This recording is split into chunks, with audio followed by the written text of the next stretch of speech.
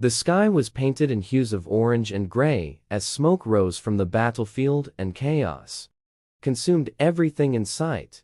The clashing of swords and the cries of the wounded filled the air like a symphony of despair. Amidst the turmoil, a lone warrior clad in armor that had seen countless battles stood firm. His name was Kale, a seasoned fighter known for his unyielding determination and his unmatched skill with a blade.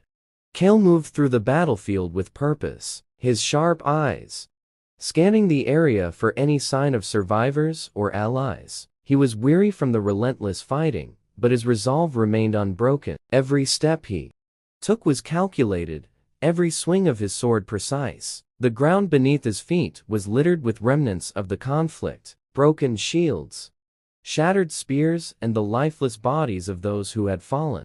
As he navigated through the chaos, his attention was drawn to a figure struggling to rise from the ground. Her movements were slow and labored as if the weight of the world rested upon her shoulders. Her tattered cloak and dirt-streaked face made her indistinguishable from the countless others caught in the fray. But there was something about her, something that stirred a sense of urgency within Kale.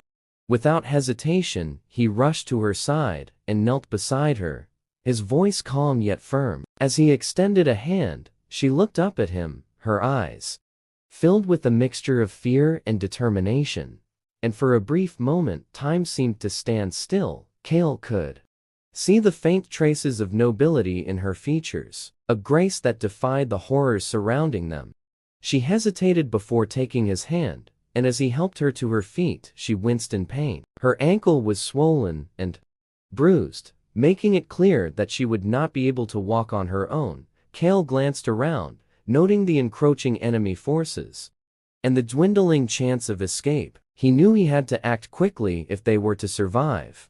Without a word, he lifted her into his arms, her weight light against his muscular frame, and began to make his way through the battlefield. The journey was perilous, with arrows whizzing past and enemy soldiers lurking at every corner. Kale's focus never wavered, his every move driven by the need to protect the woman in his care. She clung to him tightly, her breathing ragged and uneven, her eyes occasionally darting to the chaos around them. Kale's presence seemed to offer her a sense of security, a fleeting respite from the madness that threatened to consume them both. Though she did not speak, there was an unspoken understanding between them, a fragile bond forged in the crucible of battle.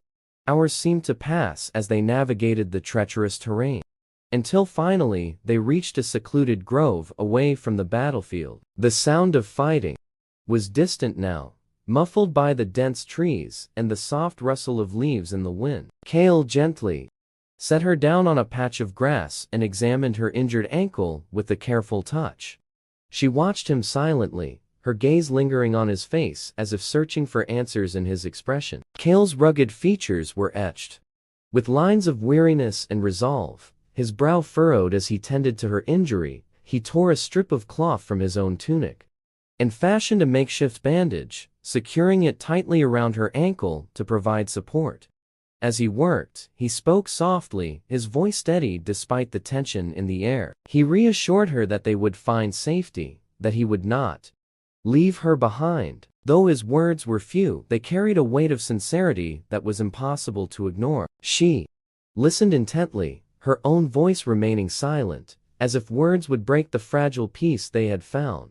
Nightfall came, and with it a quiet stillness that seemed almost surreal after the chaos of the day. Kale built a small fire, its warm glow illuminating their faces as they sat together in the grove. He offered her a piece of bread from his satchel, and she accepted it with a faint nod, her hands trembling slightly as she ate.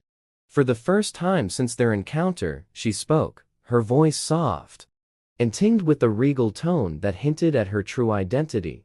She told him her name was Elara, and that she had been separated from her people during the attack. Her words were carefully chosen, revealing only what was necessary. But Kale sensed there was more to her story than she let on. He did not press her for details. Instead, he shared his own experiences of the battle. His words Painting a vivid picture of the horrors he had witnessed and the comrades he had lost, Elara listened with a solemn expression, her eyes reflecting a depth of understanding that belied her apparent fragility. Though their lives had been worlds apart, they were united in their shared pain and determination to survive. Carried them forward. They faced countless challenges, from harsh weather to encounters with roving bands of enemies. But together they overcame each obstacle, their bond growing stronger with every passing day.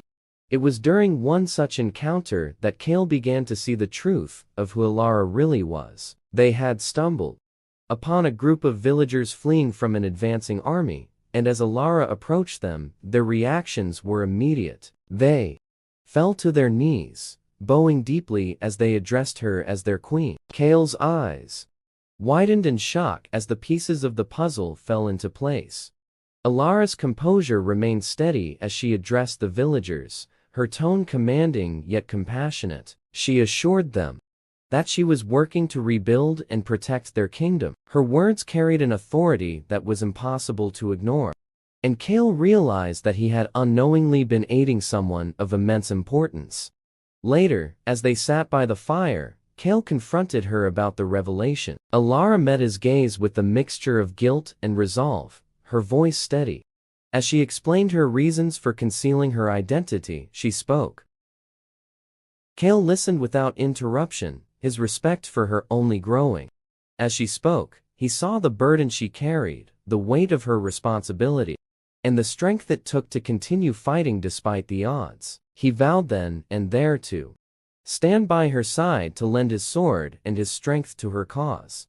Together, they began to rally support for Elara's quest. Kale's skill as a warrior and Elara's charisma as a leader proved to be a powerful combination. They inspired those they encountered to join their cause, their ranks swelling with each passing day. The dream of a restored kingdom began to take shape, fueled by their unwavering determination.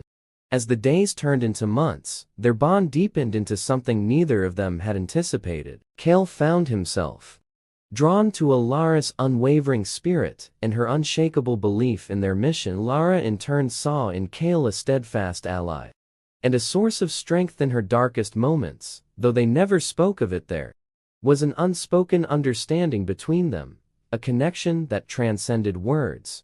When the final battle came, it was a culmination of everything they had fought for. Together, they led their forces into the fray. Kale's sword cutting through the enemy lines with precision, while Elara's presence inspired their troops to fight with unwavering determination. The battle was fierce, and the cost was high, but in the end, they emerged victorious.